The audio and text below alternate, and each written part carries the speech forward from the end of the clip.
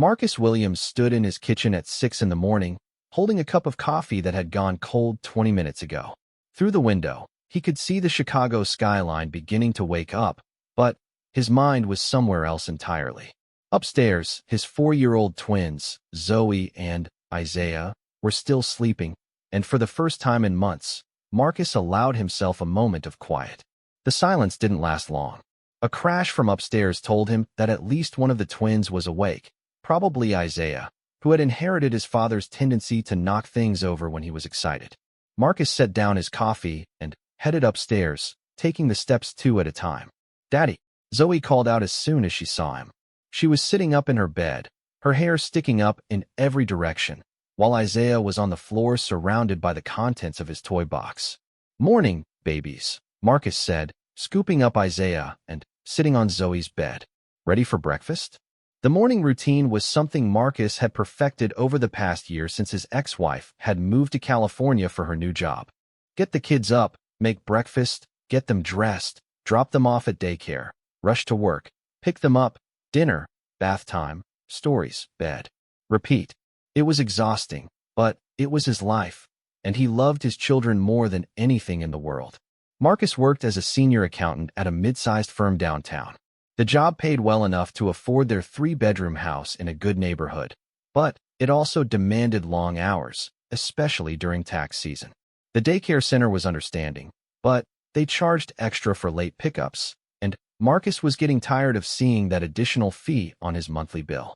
"Mrs. Patterson says she's going to retire soon," Zoe announced over her cereal.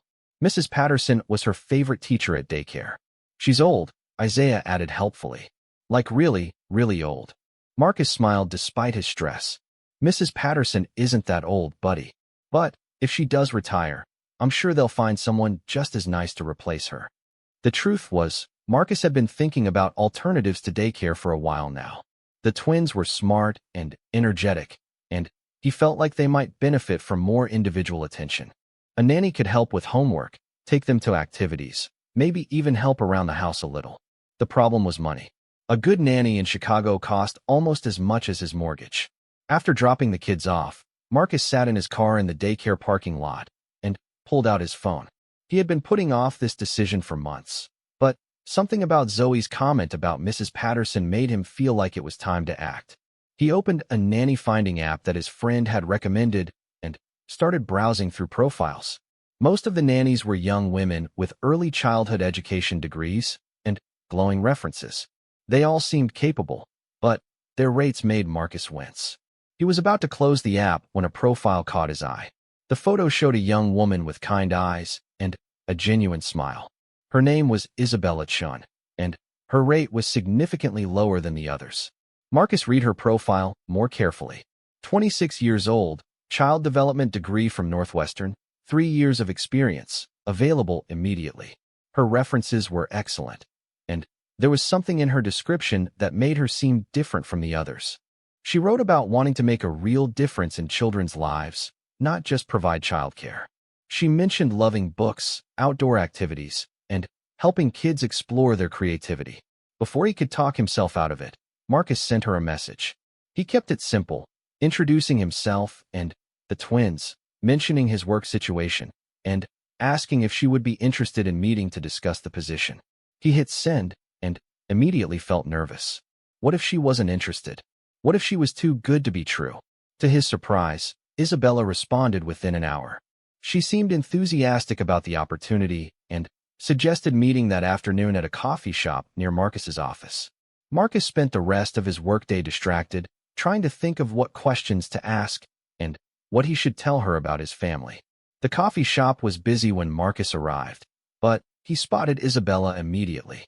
She was sitting by the window, reading a children's book and making notes in a small notebook. She looked up when he approached, and her smile was even warmer in person than it had been in her photo. "Marcus," she asked, standing up to shake his hand. "That's me. Thank you so much for meeting with me on such short notice. Of course, I have to admit, I'm really interested in this position. Tell me about Zoe and Isaiah." For the next hour, Marcus found himself talking more openly than he had in months. He told Isabella about the twins' personalities, their likes and dislikes, their routines. He explained about his ex-wife moving away and how he was trying to balance being a good father with the demands of his career.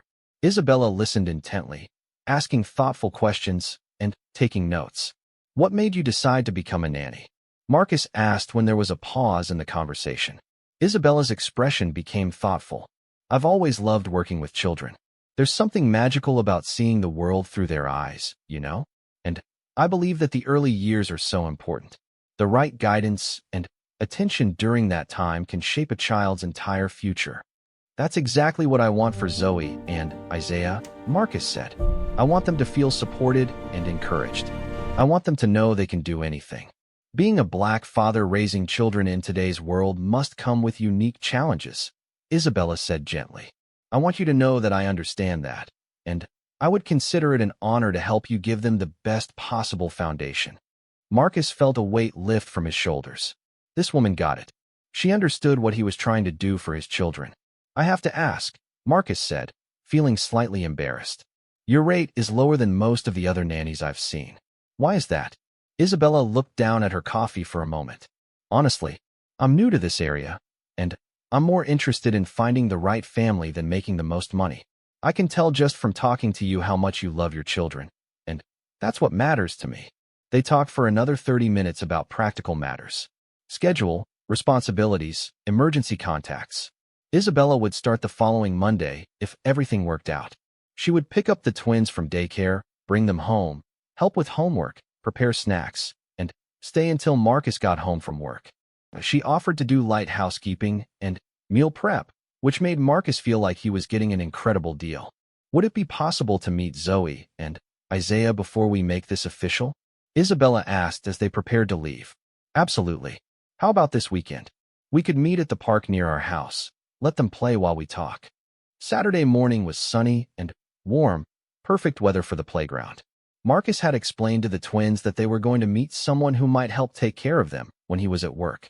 Zoe was excited about the prospect of a new friend, while Isaiah was more cautious, hiding behind his father's legs when Isabella approached. "You must be Zoe and Isaiah," Isabella said, crouching down to their eye level. "I'm Isabella, but you can call me Izzy if you want."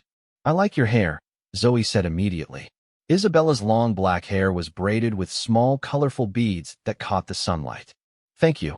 I like yours too. Those are some serious curls you've got there." Isaiah peeked out from behind Marcus. "Do you like trucks?" "I love trucks. Do you have a favorite kind?" "Fire trucks," Isaiah said, warming up to her. "They're red, and they help people.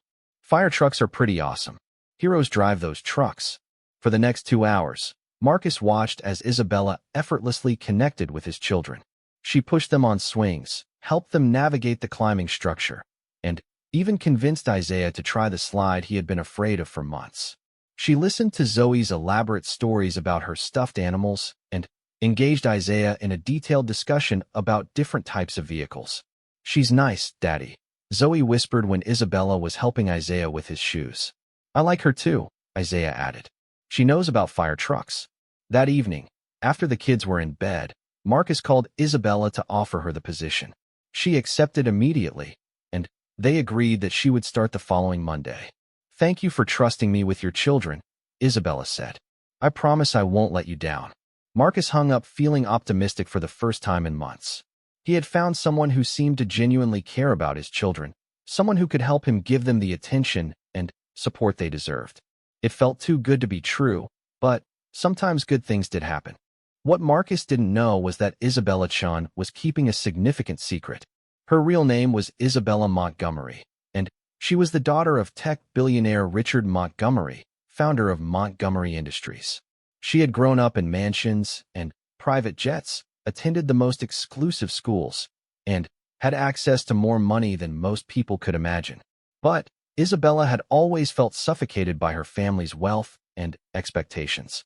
Her father wanted her to join the family business, to learn about acquisitions and profit margins and board meetings. Her mother wanted her to marry well and attend charity galas. Neither of them understood why she had studied child development or why she wanted to work with families instead of sitting in boardrooms. The rift with her family had reached a breaking point 6 months ago during a heated argument about her future. Isabella had told them she needed space to figure out who she was outside of the Montgomery name and fortune. She had been living modestly ever since, using her real education and skills to build a life on her own terms. She had taken the name Chun, her college roommate's surname, and created a simple life focused on the work she loved. She lived in a small apartment, drove a reliable but unremarkable car, and carefully managed her expenses. The lower rate she charged families wasn't because she needed the money. She had access to trust funds that could last several lifetimes. She charged less because she wanted to work with families who truly needed help, not just wealthy parents looking for convenience. When Isabella met Marcus and heard him talk about his children, she knew she had found exactly what she was looking for. Here was a father who was working hard to give his kids the best life possible, who loved them fiercely and wanted to see them succeed. She could help this family while staying true to her values and her desire to make a real difference. As she prepared for her first day with the Williams family, Isabella felt excited in a way she hadn't experienced in years. She was about to become part of something real and meaningful. She just hoped that when the truth about her background eventually came out, as it inevitably would, Marcus would understand why she had kept it hidden. Isabella spent Sunday shopping for supplies for her first week with Zoe and Isaiah. She bought art materials, educational games, and ingredients to make healthy snacks. She researched local libraries and museums that might offer interesting activities for 4-year-olds. She wanted to make sure her first week with the family was perfect. Monday morning arrived faster than expected. Marcus had left detailed notes about the twins' routines, emergency contacts, and house rules. The daycare director walked Zoe and Isaiah out to meet Isabella in the parking lot, and both children seemed genuinely happy to see her. "Izzy," Zoe called out, running to give her a hug. "Are we going to play today?" Isaiah asked, taking her hand as they walked to her car. "We're going to have so much fun," Isabella promised. "But first, let's get you home and have a snack." The afternoon went smoothly. Isabella helped with the simple homework assignments the daycare had sent home, then set up an art project on the kitchen table. While the twins painted pictures of their family, she prepared fresh fruit and crackers for snacks and started thinking about what to make for dinner. "Izzy, can you help me spell firefighter?" Isaiah asked, holding up his paintbrush. "Firefighter." Isabella spelled slowly, watching as Isaiah carefully painted each letter. "That's for my daddy," Isaiah explained. "He's brave like a firefighter." "He absolutely is," Isabella agreed, feeling a warmth in her chest as she watched the little boy concentrate on his painting. When Marcus came home that evening, he found his house cleaner than it had been in weeks, dinner cooking on the stove, and his children happily showing Isabella their artwork from the afternoon. "How was your first day?" Marcus asked as Isabella gathered her things to leave. 3 weeks into Isabella's employment with the Williams family, Marcus couldn't believe how much his life had changed. For the first time in over a year, he wasn't rushing through his morning routine or panicking about late pickup fees from daycare. The twins were happier, more engaged, and constantly talking about the fun activities they did with Izzy. Isabella had seamlessly integrated into their daily routine. She arrived each afternoon with new ideas for educational games, art projects, or outdoor adventures. The refrigerator was covered with colorful drawings, science experiments, and photos from their trips to local parks and museums. Marcus's house felt like a real home again, not just a place where they crashed between work and daycare. "Daddy, look what Izzy taught us today," Zoe announced as Marcus walked through the door on a Thursday evening. She was holding a small plant in a decorated pot. "We're growing beans. We put them in cotton balls and water," Isaiah added excitedly. "Izzy says they'll grow into big plants if we take good care of them." Marcus found Isabella in the kitchen, cleaning up what appeared to be the remnants of a cooking project. Flour dusted the counter, and there was a wonderful smell of fresh bread coming from the oven. "Don't tell me they made bread too," Marcus said, amazed. "They helped measure ingredients and knead the dough," Isabella said with a smile. "It's amazing how much math and science you can teach through cooking. Plus, they'll actually eat vegetables when they help prepare them. You're incredible. I don't know how you come up with all these ideas." "I love what I do," Isabella said simply. "And your children make it easy. They're so curious about everything."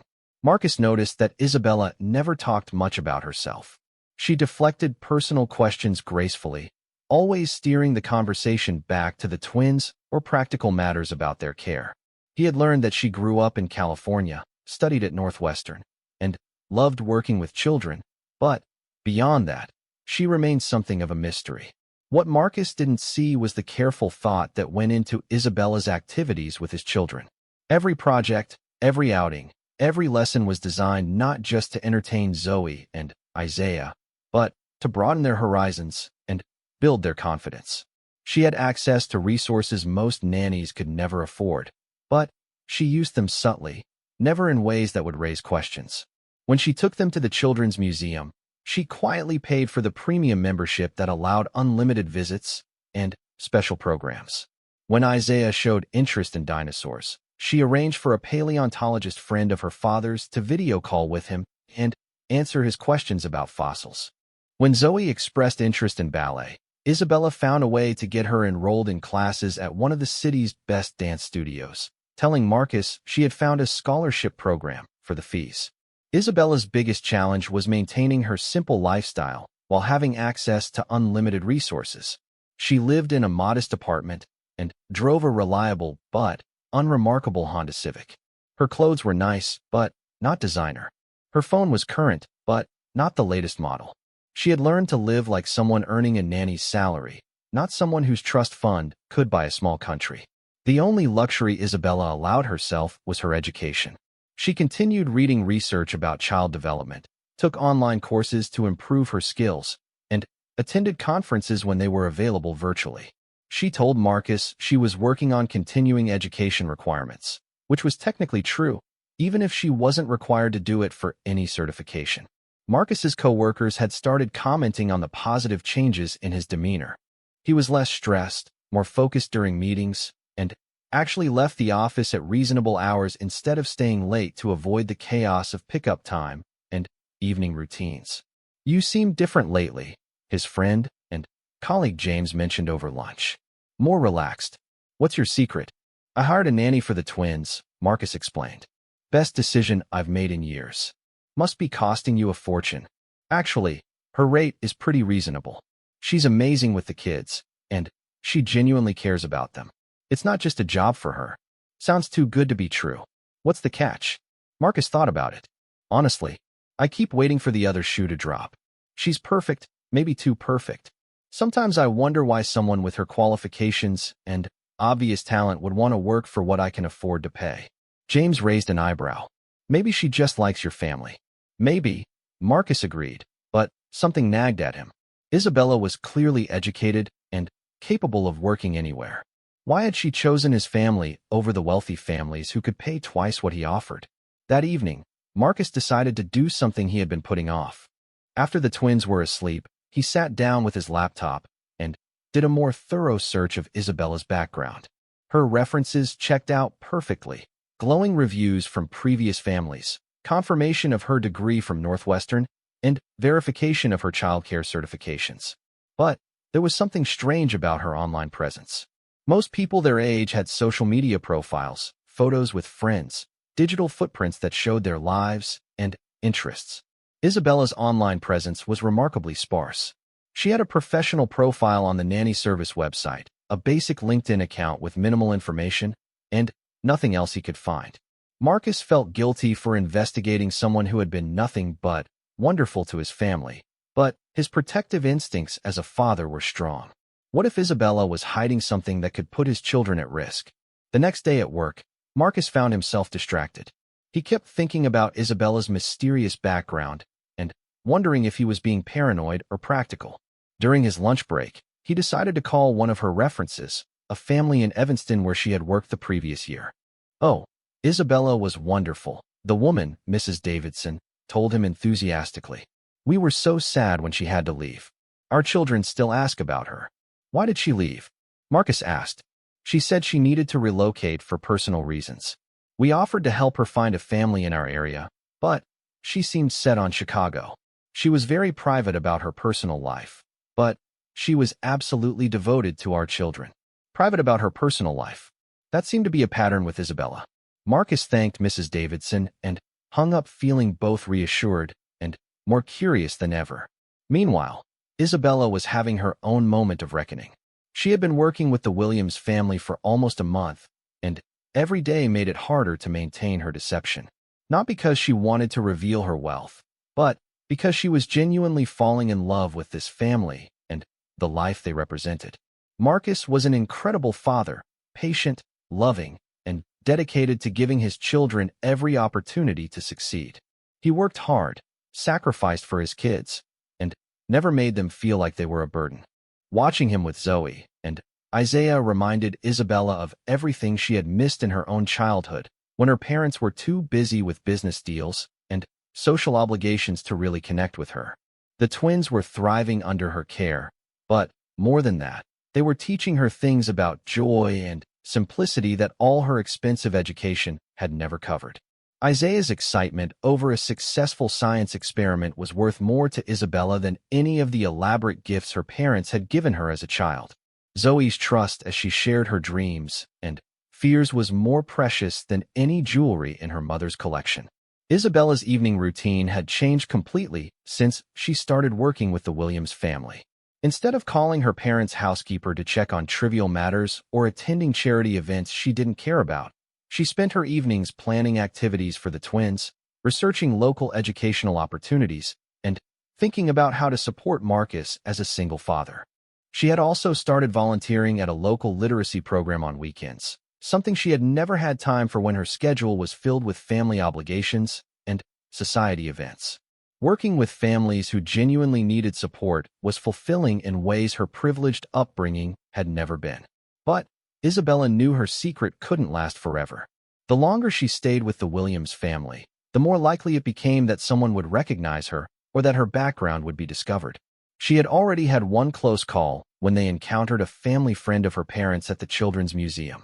Fortunately, the woman hadn't seen Isabella clearly, but it served as a reminder of how precarious her situation was. The real test came on a Friday afternoon when Marcus called Isabella with an emergency.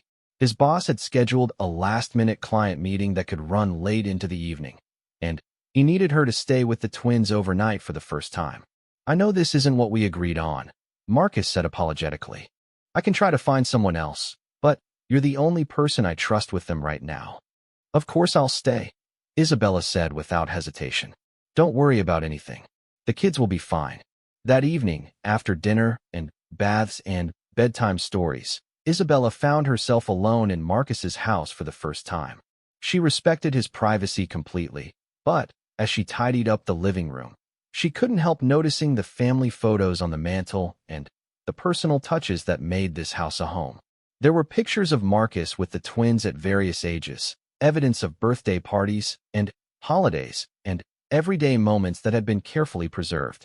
The furniture was comfortable but not expensive, clearly chosen for durability with active children rather than style. The refrigerator was covered with the twins' artwork, Marcus's work schedule, and reminders for school events and doctor's appointments. It was exactly the kind of home Isabella had always dreamed of having: warm, genuine, and filled with love instead of luxury. She had grown up in houses that looked like magazine spreads, but never felt personal. This modest three-bedroom house contained more real family life than all of her parents' properties combined. Around 11 o'clock, Isabella's phone rang. She expected it to be Marcus checking on the children, but the caller ID showed her father's personal number. She hesitated before answering, knowing this conversation wouldn't be pleasant. "Isabella, we need to talk." Richard Montgomery's voice was stern. "This little rebellion of yours has gone on long enough." "Hello, Father," Isabella said quietly, moving to the kitchen so she wouldn't wake the children. "I'm working right now." "Working?" Her father's tone was incredulous. "You call this working? I've had investigators looking into this nanny situation of yours. Do you have any idea how this reflects on our family?" Isabella's blood ran cold. If her father had hired investigators, they might have uncovered her connection to the Williams family. "What are you talking about?" "I'm talking about my daughter working as household help when she should be learning to run a business empire. I'm talking about you living in that pathetic apartment and driving that ridiculous car when you have access to anything you want." "I'm doing work that matters to me," Isabella said firmly. "I'm helping a family that deserves support, and I'm finally living authentically. Authentically. Richard's voice rose. You're living a lie. You're pretending to be someone you're not. And for what? To prove some childish point about independence. I'm pretending to be exactly who I am. Someone who cares about making a difference in people's lives instead of just accumulating wealth. This conversation is over, her father said coldly. You have until the end of the month to come home and take your proper place in this family, or there will be consequences. What kind of consequences? The kind that will make it impossible for you to continue this charade. Good night, Isabella. The line went dead, leaving Isabella standing in Marcus's kitchen feeling sick to her stomach. Her father had resources that could destroy the life she had built in Chicago. If he really wanted to force her to come home, he could make it impossible for her to work, to rent apartments, to live independently. Worse, if he exposed her true identity to Marcus, she would lose the trust of the only family that had ever made her feel valued for who she really was. Marcus had hired Isabella Chun, a hard-working nanny who needed the job. He hadn't hired Isabella Montgomery, an heiress who was slumming it for personal fulfillment. Isabella spent the rest of the night sitting at Marcus's kitchen table, trying to figure out how to protect the life she had built without putting the Williams family in the middle of her family's power games. She had 1 month to find a solution, or she would lose everything that mattered to her. When Marcus came home the next morning, he found Isabella making pancakes with the twins, all of them laughing at something Isaiah had said. She looked tired, but her smile for his children was as warm as always. 2 weeks had passed since Isabella's tense phone call with her father, and she was running out of time. Richard Montgomery was not a man who made empty threats, and Isabella knew he would follow through on his ultimatum. She had been checking her email obsessively, waiting for some sign that her father was moving against her, but so far, everything seemed normal. Marcus had noticed that Isabella seemed more stressed lately. She was still wonderful with the twins, but there was a tension in her shoulders that hadn't been there before. When he asked if everything was okay, she assured him it was just some family issues she was working through. Family can be complicated, Marcus said sympathetically. If you ever need to talk about it, I'm a good listener. Isabella appreciated his kindness, but she couldn't risk telling him the truth. How could she explain that her family was one of the most powerful in the country, and that her father was threatening to destroy her independence because she preferred working with children to sitting in boardrooms? The situation became more complicated when Zoe came home from a playdate with an invitation that made Isabella's heart sink. Madison's mommy invited us to her birthday party, Zoe announced, waving a fancy invitation card. It's at some place called the Ritz-Carlton, and there's going to be ponies. Marcus looked at the invitation and whistled low. This is quite a party. Madison's family must do well for themselves. Isabella recognized the name immediately. Madison's mother was Patricia Whitmore, a prominent socialite who moved in the same circles as Isabella's parents. The birthday party would be attended by Chicago's elite families, including several who would recognize Isabella immediately. Do we have to go? Isabella asked, trying to keep her voice casual. Well, Madison is Zoe's best friend at school, Marcus said. It would be hard to explain why we're skipping her birthday party. But I know these kinds of events can be uncomfortable. All those wealthy families, and their expensive cars, and designer clothes. If only he knew, Isabella thought. She had attended hundreds of parties just like this one, but never as the hired help. The idea of showing up as a nanny to an event where she might run into people who knew her as an heiress was terrifying. Maybe I could just drop them off and pick them up later? Isabella suggested. The invitation says parents and caregivers are welcome to stay. I think they expect supervision for the kids. Marcus paused, studying Isabella's face. You really don't want to go, do you? It's not that. I don't really fit in with that crowd. Hey, Marcus said gently. You're taking care of my children. That makes you important, no matter what anyone else thinks. And if anyone has a problem with that, they'll have to deal with me. Isabella felt a warmth spread through her chest. Marcus's protective instinct toward her was something she had never experienced before. In her world, people protected her because of her family's money and power. Marcus was defending her because he valued her as a person. The party was scheduled for the following Saturday. Isabella spent the week in a state of anxiety, trying to come up with ways to avoid going without disappointing Zoe. She even considered calling in sick, but The thought of letting down a 4-year-old who was excited about ponies and cake made her feel terrible.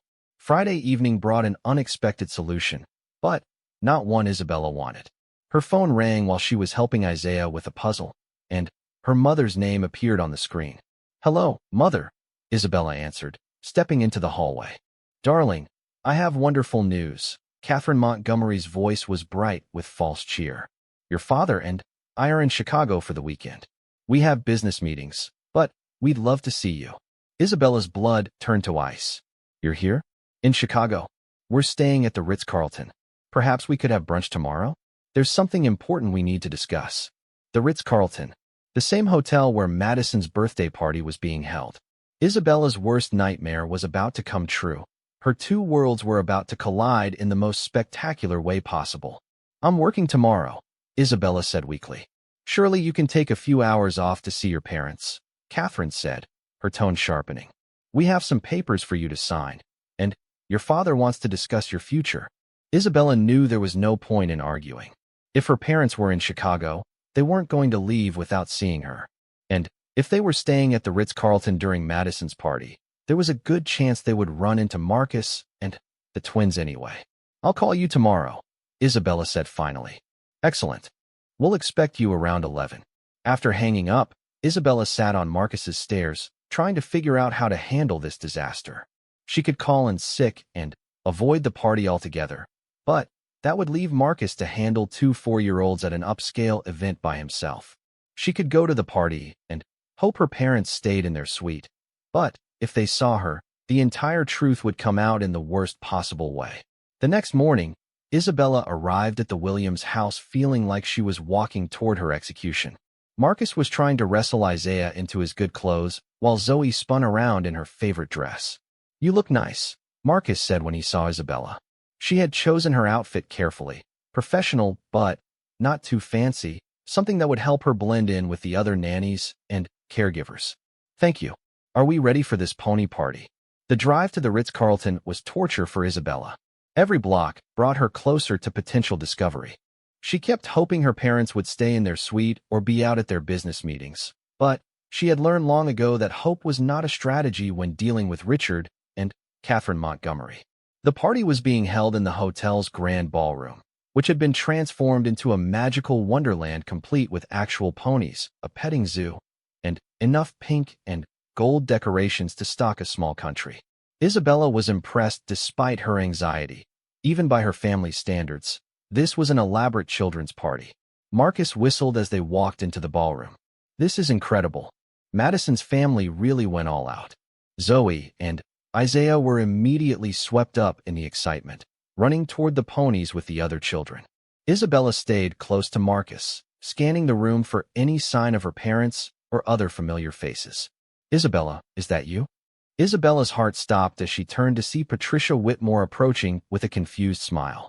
Patricia was one of her mother's closest friends, someone who had known Isabella since she was a child. "I'm sorry, do we know each other?" Isabella said, hoping her voice sounded steadier than she felt. "Oh my goodness, you look so much like, but that's impossible." Patricia studied Isabella's face closely. "You're the spitting image of Catherine Montgomery's daughter. Same bone structure, same eyes. It's remarkable." Marcus looked between the two women with interest. "Isabella works for my family. She's my children's nanny." "How fascinating," Patricia said, still staring at Isabella. "The resemblance is truly uncanny. Catherine would be so amused by this.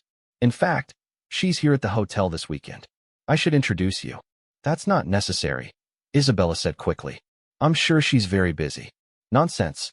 She would get such a kick out of meeting her doppelganger." "Catherine," Patricia called across the room to someone Isabella couldn't see yet. "Come here, you have to see this." Isabella watched in horror as her mother appeared through the crowd, elegant as always in her designer suit and perfect makeup.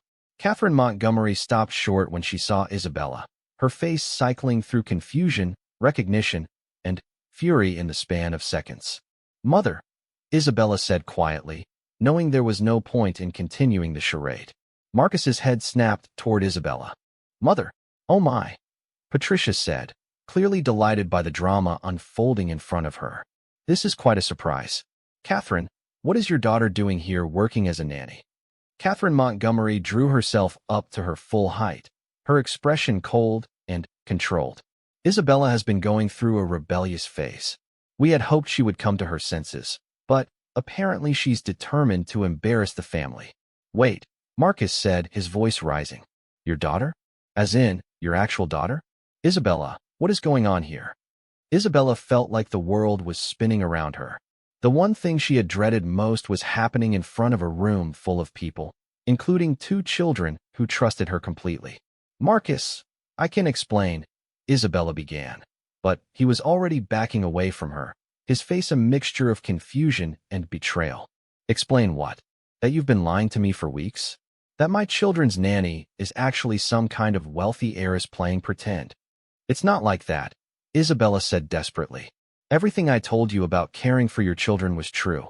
The work I do with them, the way I feel about them, all of that is real. But your name isn't Isabella Chun, is it? Marcus's voice was quiet now, which was somehow worse than when he had been shouting. You're not a struggling nanny who needed a job. You're Isabella Montgomery, daughter of... He paused, the pieces clicking together. Richard Montgomery of Montgomery Industries, one of the richest families in the country. Catherine stepped forward, clearly enjoying the situation despite her disapproving facade. Isabella has been living under an assumed name, working for families like yours as part of some misguided attempt to prove her independence. We've been trying to bring her home where she belongs. Where she belongs, Marcus repeated, his tone bitter. Right? And where exactly do my children fit into this little rebellion of yours, Isabella? Were they just part of your experiment in slumming it with the working class? No. Isabella's voice broke. Zoe and Isaiah mean everything to me. Taking care of them isn't a game or an experiment. It's the most important work I've ever done. The most important work, Catherine said with a laugh. Really, Isabella, this dramatic phase has gone on long enough. You have responsibilities to your family and your position in society. Marcus was staring at Isabella like he was seeing her for the first time. All those activities you did with my kids, all those resources you seem to have access to, you were paying for everything yourself, weren't you? The museum memberships, the dance classes, the special programs. You weren't finding scholarships. You were just buying whatever you thought my children needed. Isabella nodded miserably. I wanted to give them opportunities. I wanted to help. By lying to me. By making me think I was providing for my children when really it was your family's money. Marcus's voice was getting louder again. Do you have any idea how that makes me feel? I thought I was giving them a good life. I thought I was enough. You are enough, Isabella said, tears starting to fall. You're an amazing father. The money doesn't matter. It doesn't matter to you because you have unlimited access to it, Marcus shot back. But it matters to me. My pride, my ability to provide for my own children, that matters to me. Patricia Whitmore was watching the exchange with obvious fascination, and Isabella noticed other parents starting to stare. This private confrontation was becoming a public spectacle, which would only make things worse. Perhaps we should continue this conversation somewhere more private, Catherine suggested smoothly. There's nothing more to discuss, Marcus said. Isabella, I want you to stay away from my children. Whatever this was, it's over. Marcus, please, Isabella begged. Don't punish Zoe and Isaiah because you're angry with me. They love me, and I love them. You love them. Marcus's laugh was harsh. You don't even know what love means. Love means honesty. Love means not building a relationship on lies. Isabella watched helplessly as Marcus walked away, heading toward the ponies where Zoe and Isaiah were still playing happily, unaware that their world was about to change again. She wanted to run after him, to explain everything, to make him understand that her feelings for his family were the most genuine thing in her life. Come along, Isabella, Catherine said firmly. It's time to go home and put this nonsense behind you. This isn't over, Isabella said quietly, watching Marcus kneel down to talk to his children. Even from across the room, she could see the confusion and hurt on their faces as he tried to explain why they had to leave the party early. Marcus drove home from the hotel in silence, his hands gripping the steering wheel so tightly his knuckles were white. In the back seat, Zoe and Isaiah sat quietly, sensing their father's mood even though they didn't understand what had happened. Daddy, Zoe said softly as they pulled into their driveway. Why did we have to leave the party? And Why were you mad at Izzy? Marcus turned around to face his children, trying to find words that would make sense to 4-year-olds.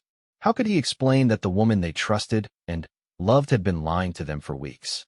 How could he tell them that their beloved Nanny was actually one of the wealthiest people in the country, just playing at being part of their lives? Sometimes grown-ups make mistakes, Marcus said carefully. And sometimes people aren't who we think they are. Is Izzy coming back tomorrow? Isaiah asked, his voice small. No, buddy. Izzy won't be coming back. Both children started crying then, and Marcus felt his heart break all over again. In trying to give his children stability and care, he had let someone into their lives who could walk away without consequences, leaving them confused and hurt. That night, after finally getting the twins to sleep after hours of questions and tears, Marcus sat at his kitchen table staring at his laptop. He had spent the evening researching Isabella Montgomery, and the scope of her family's wealth and influence was staggering. Montgomery Industries owned everything from tech companies to real estate developments to media outlets. Isabella's trust fund alone was worth more than Marcus would make in several lifetimes. The articles about the Montgomery family painted a picture of privilege beyond imagination. Private jets, multiple mansions, charitable foundations that donated more in a year than most people would ever see. Isabella had grown up in a world where money was no object, where any problem could be solved with enough resources. And she had chosen to work as his children's nanny. The question that tormented Marcus was why. Was it genuine desire to help families like his? Or was it some kind of twisted charity work that made her feel good about herself? Had she looked at his modest house and hard-working lifestyle and decided he was a worthy cause for her amusement? The worst part was how good she had been with Zoe and Isaiah. Marcus couldn't deny that his children had thrived under Isabella's care. They had learned more in the past month than they had in the previous 6 months at daycare. But all of those special activities, those expensive educational programs, those opportunities that had seemed too good to be true, they had been too good to be true. They were bought with Montgomery money, not earned through Marcus's hard work. Marcus had always prided himself on providing for his children through his own efforts. He worked long hours to afford their house in a good neighborhood, their healthy food, their clothes and toys and activities. It wasn't much compared to what wealthy families could offer, but it was honest work that he could be proud of. Now he felt like a fool. While he had been grateful for Isabella's reasonable rates and wondering how he had gotten so lucky, she had been secretly subsidizing his children's lives with money that meant nothing to her. The dance classes he thought Zoe had earned through a scholarship program, the museum memberships that seemed like such a good deal, the educational materials that appeared in their house. All of it had been charity from someone who could buy and sell his entire life without thinking twice about it. His phone rang around midnight, jolting him from his dark thoughts. The caller ID showed Isabella's number. Marcus, please don't hang up. Isabella's voice was thick with tears. I need to explain. There's nothing to explain, Marcus said, though he didn't hang up immediately. You lied to me about everything. Your name, your background, your reasons for working with my family. I lied about some things, yes, but not about caring for your children. Not about how much they mean to me. How much they mean to you. Marcus's voice was harsh. They're not toys for you to play with when you're bored with your real life. They're my children, and they don't deserve to be abandoned when you get tired of pretending to be normal. I would never abandon them. And I'm not pretending. The work I do with Zoe and Isaiah is the most real thing in my life. Real? Marcus stood up, pacing his kitchen. What's real about lying to a single father who's trying his best to provide for his kids? What's real about making him think he's giving them opportunities when really you're just throwing money around because it makes you feel good? That's not why I did it, Isabella said desperately. I spent money on activities for them because I could see how much they would benefit, and because you worked so hard to give them everything. I wanted to help, not because you couldn't provide for them, but because every child deserves every opportunity possible. Every child deserves honesty too. They deserve people in their lives who don't disappear when the game stops being fun. There was a long pause. When Isabella spoke again, her voice was quieter. My parents are forcing me to come home. My father has been clear that if I don't return to my place in the family business, he'll make sure I can't continue living independently. So you're giving up, running back to your mansion and your trust fund. I don't want to give up. I want to fight for this, for your family, for the life I've built here. But I don't know how to fight someone with my father's resources without putting you and the children in the middle of it. Marcus felt a stab of something that might have been sympathy, but he pushed it down. You should have thought of that before you started this whole charade. My children got attached to you. They love you. And now I have to explain why the person they trusted is leaving them. They love me, and I love them, Isabella said, her voice breaking. That's the only thing that's been completely honest throughout this entire situation. I would do anything to protect them. Then, stay away from them, Marcus said harshly. Don't make this harder than it already is. He hung up and immediately turned off his phone. He couldn't handle hearing Isabella's voice anymore, couldn't risk being swayed by her tears or explanations. His children had been hurt enough. The next few days were terrible. Zoe and Isaiah kept asking for Isabella, kept wanting to know when she was coming back. They refused to eat the snacks Marcus prepared, claiming they wanted Izzy's special recipes. Isaiah's science experiment sat forgotten on the kitchen windowsill, and Zoe's art supplies remained untouched in their box. Marcus took time off work to stay home with them, but he could see that his presence wasn't enough. He wasn't Isabella. He didn't have her endless energy, her creative ideas, her ability to make every moment feel magical and educational. He was just their father, working hard and doing his best, and for the first time since his ex-wife had left, he felt like that wasn't enough. On Thursday afternoon, 3 days after the disastrous party, Marcus's doorbell rang. He opened it to find an older man in an expensive suit, flanked by 2 other men who looked like security. Mr. Williams? I'm Richard Montgomery, Isabella's father. I wonder if we could have a word. Marcus felt a chill run down his spine. This was the billionaire patriarch himself, coming to Marcus's modest house for reasons that couldn't be good. What do you want? Marcus asked, not inviting them in. I want to discuss my daughter's unfortunate involvement with your family. May we come inside? I think you'll find what I have to say beneficial to everyone involved. Against his better judgment, Marcus stepped aside and let them into his living room. Richard Montgomery looked around with the kind of polite interest wealthy people used when slumming it, and Marcus felt his defensiveness rise. Mr. Williams, I want to apologize for my daughter's deception, Richard began, settling into Marcus's worn armchair like he owned it. Isabella has always been headstrong and idealistic. This latest rebellion of hers has gone too far. I'm not interested in family drama, Marcus said stiffly. Your daughter made her choices. Yes, she did. And now I'm here to minimize the damage. Richard reached into his jacket and pulled out a thick envelope. I'm prepared to compensate you for the disruption Isabella has caused to your family. This should cover any expenses related to finding new childcare arrangements, plus a substantial amount for the inconvenience. Marcus stared at the envelope without taking it. You think this is about money? Everything is about money, Mr. Williams. You need childcare for your children, and you need it to be affordable.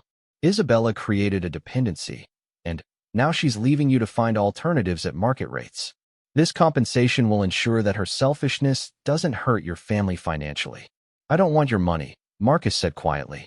Richard's eyebrows rose slightly. That's admirable, but impractical. You have children to think about. Pride is a luxury you can't afford. The casual condescension in the older man's voice made Marcus's anger flare. You don't know anything about my family or what I can afford. I know you're a single father working as an accountant, trying to raise 2 children in a middle-class neighborhood. I know you hired my daughter because her rates were lower than other qualified nannies. I know your ex-wife moved away and left you to handle everything alone. Richard's tone was matter-of-fact, not cruel, which somehow made it worse. There's no shame in accepting help when it's offered. There's shame in accepting money from people who think they're better than me. I don't think I'm better than you, Mr. Williams. I think I'm wealthier than you, which is simply a fact. My daughter has caused problems for both our families, and I'm trying to solve them. Marcus stood up, wanting this conversation to end. The only problem your daughter caused was lying to my children. Money can't fix that. No, but it can ensure their future isn't negatively impacted by her poor judgment. Richard also stood, leaving the envelope on the coffee table. The offer stands. When you've had time to think about your children's needs versus your pride, you'll realize it makes sense to accept it. After the Montgomery entourage left, Marcus stared at the envelope for a long time. He didn't open it, but he could tell from its thickness that it contained a substantial amount. Probably more money than he made in several months, maybe even a year. The temptation was real. Finding a new nanny at market rates would strain his budget significantly. The twins would need time to adjust to someone new, which might mean missing more work. The money could solve all of those problems and more. But accepting it would feel like confirming everything Richard Montgomery had implied about Marcus's limitations as a provider. It would mean acknowledging that his modest means weren't enough to give his children what they needed. Most of all, it would mean allowing the Montgomery family to buy their way out of the emotional damage their daughter had caused. Marcus picked up the envelope and walked it to his kitchen trash can. He held it over the opening for a long moment, then set it on the counter instead. He wasn't ready to accept the money, but he also wasn't ready to throw away what might be his children's security out of wounded pride. That evening, as he tucked Zoe and Isaiah into bed, they were quieter than usual. The excitement and energy that had characterized their bedtime routine with Isabella was gone, replaced by a subdued acceptance that their world had changed again. "Daddy," Zoe said as he kissed her goodnight, "do you think Izzy still loves us even though she went away?" Marcus felt his throat tighten. "I think she cares about you very much, sweetheart. Sometimes grown-ups make decisions that don't make sense to kids." "I miss her," Isaiah said simply. "I know you do, buddy. I know." As Marcus turned off their bedroom light, he wondered if he was Mac. Isabella sat in her parents' Chicago hotel suite, staring out at the city skyline, and feeling like her world had collapsed. It had been a week since the disaster at Madison's party, and she hadn't been able to stop thinking about Zoe and Isaiah. Were they asking for her? Did they understand why she had suddenly disappeared from their lives? "Are you quite finished with this sulking?" Catherine Montgomery asked, settling into the chair across from her daughter with a cup of tea. "Your father has arranged for us to fly home tomorrow.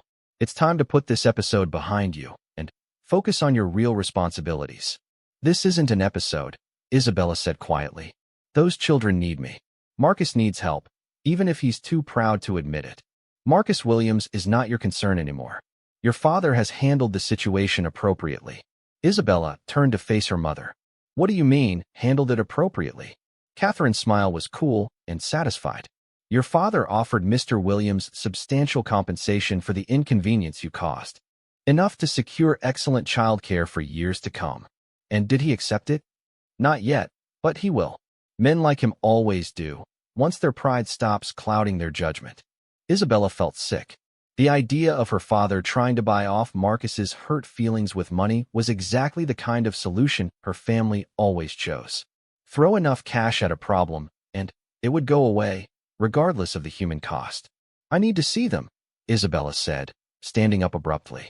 "I need to explain to Marcus that this wasn't some game to me." "You will do no such thing," Catherine said firmly. "You've caused enough damage to both families. It's time to accept that this fantasy of yours is over."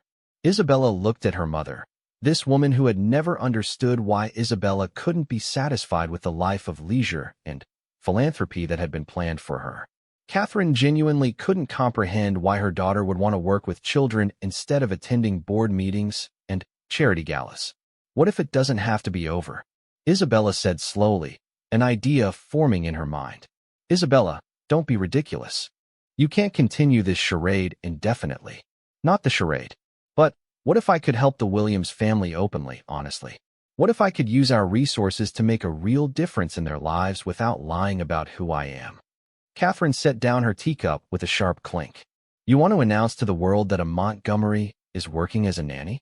Do you have any idea what that would do to your father's reputation?" "I want to announce to the world that a Montgomery cares about more than just making money," Isabella shot back. "I want to show people that our family can use its resources to help working families instead of just accumulating more wealth. Your father will never allow it. Then, I'll do it without his permission." Isabella spent the rest of the day planning. She had access to her trust fund, which meant she had financial independence if she was willing to risk her family's complete rejection. She could establish a foundation, something that would legitimately help families like the Williams while allowing her to continue the work she loved. The idea grew more concrete as she researched similar organizations online. She could create scholarships for working parents who needed quality childcare, grants for educational programs, support for single fathers, and mothers who were trying to balance career and family responsibilities. It would be a way to use her privilege for something meaningful while being completely transparent about who she was and what she could offer. But first, she needed to make things right with Marcus and the twins. She needed to find a way to earn back their trust and show them that her feelings for their family were genuine, regardless of the circumstances that had brought them together. The next morning, instead of getting on her family's private jet, Isabella took a taxi to the Williams house. She had called in sick to her parents' flight, claiming she needed one more day to tie up loose ends. In reality, she needed one more chance to fight for the family that had shown her what real love looked like. Marcus's car wasn't in the driveway, which meant he was at work. Isabella knew she was taking a risk by approaching the house without permission, but she also knew this might be her only opportunity. She rang the doorbell, hoping that whoever was watching the twins now would at least listen to her. The door opened to reveal an older woman with kind eyes and graying hair. This had to be the emergency babysitter Marcus had found to cover while he looked for a permanent replacement. "Can I help you?" the woman asked. "I'm Isabella. I used to work for Mr. Williams, taking care of Zoe and Isaiah. I know I'm not supposed to be here, but I have something important I need to give to the children." The woman studied Isabella's face carefully. "You're the one they keep asking about." "Izzy." Isabella's heart clenched. "They're asking about me? Every day? They want to know when you're coming back, why you left, if you still love them. It's been hard on them." Isabella pulled a large envelope from her purse. Inside were handwritten letters for each child, explaining as best she could in simple language that sometimes adults made mistakes, but that her love for them was real and permanent. She had also included art supplies and educational games, things they could enjoy regardless of whether she was part of their lives. "Could you please give this to them? And tell them that I miss them very much." The older woman took the envelope, her expression softening. "You really care about them, don't you?" "They changed my life," Isabella said simply. "Taking care of them taught me what I want to do with my future, what really matters. I'll make sure they get this. But, honey, you should know that their father is hurting too. He's been working extra hours, staying late at the office because he can't bear to come home to their disappointed faces. He hired me through an agency, and I'm competent, but I'm not you. I can't fill the hole you left in this family." Isabella felt tears threatening again. "I never wanted to hurt them. I just wanted to be part of something real. Why don't you tell him that?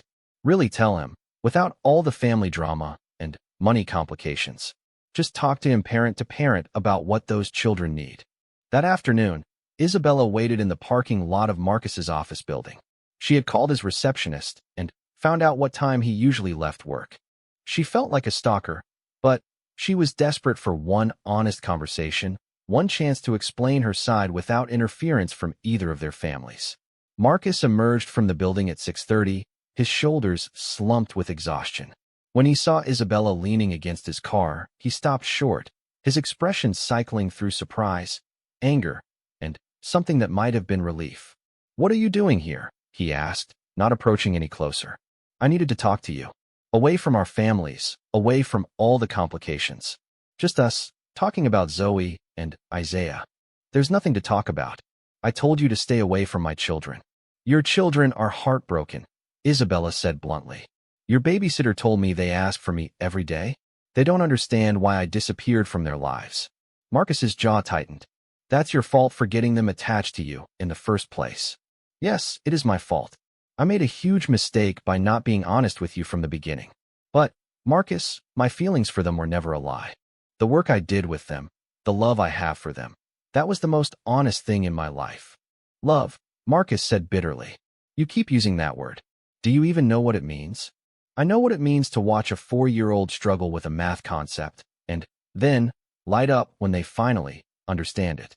I know what it means to comfort a child who's missing their mother, to encourage them when they're afraid to try something new.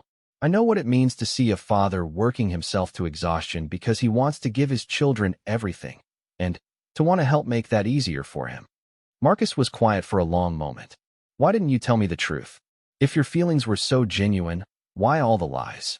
Isabella leaned back against his car, suddenly feeling very tired. Because I was afraid you'd see me as just another rich person playing at helping the less fortunate. Because I wanted to be valued for what I could give your children, not what my family could buy them. And because I was scared that if you knew who I really was, you'd think I couldn't possibly understand what it's like to work hard for everything you have. You can't understand that, Marcus said. You've never had to worry about money, never had to make choices between paying bills and buying your kids what they need. You're right. I can't understand that specific struggle, but I can understand loving children enough to want the best for them. I can understand the satisfaction of seeing them learn and grow. And I can understand wanting to be part of a family where love matters more than wealth. Marcus studied her face in the fading daylight. What do you want from me, Isabella? What's the endgame here? I want to help your family openly and honestly. I want to use the resources I have access to support families like yours, not as charity, but as community investment. I want to create opportunities for working parents to give their children educational advantages without having to sacrifice financial stability. You want to start a foundation. I want to start a movement. There are thousands of families struggling with the same challenges you face. Loving parents who work hard but can't afford the extras that could enrich their children's lives. What if there was a way to bridge that gap without compromising anyone's dignity or independence? Marcus was quiet for so long that Isabella began to worry he was going to walk away without another word. Finally, he spoke. And you think this foundation idea would somehow make up for lying to my children? No, Isabella said honestly. Nothing can make up for that. But maybe it could prevent other families from being put in the position where they have to choose between pride and their children's opportunities. Maybe it could create a world where help doesn't have to come with deception. I still don't trust you, Marcus said bluntly. I know, and I understand why. But, Marcus, your children miss me, and I miss them. Maybe we could start small. Maybe I could visit sometimes, help them understand what happened, show them that even when adults make mistakes, love doesn't have to disappear. Marcus looked toward his car, probably thinking about the drive home to two children who would ask again when Izzy was coming back. My babysitter says they got letters from you today. I wanted them to know that I didn't leave because I stopped caring about them. And the expensive art supplies that came with the letters? Isabella winced. I know you don't want me spending money on them, but I saw those specific supplies at the store, and I know how much Zoe loves to draw. I couldn't help myself. Despite everything, Marcus's mouth twitched slightly, like he was fighting a smile. You're impossible.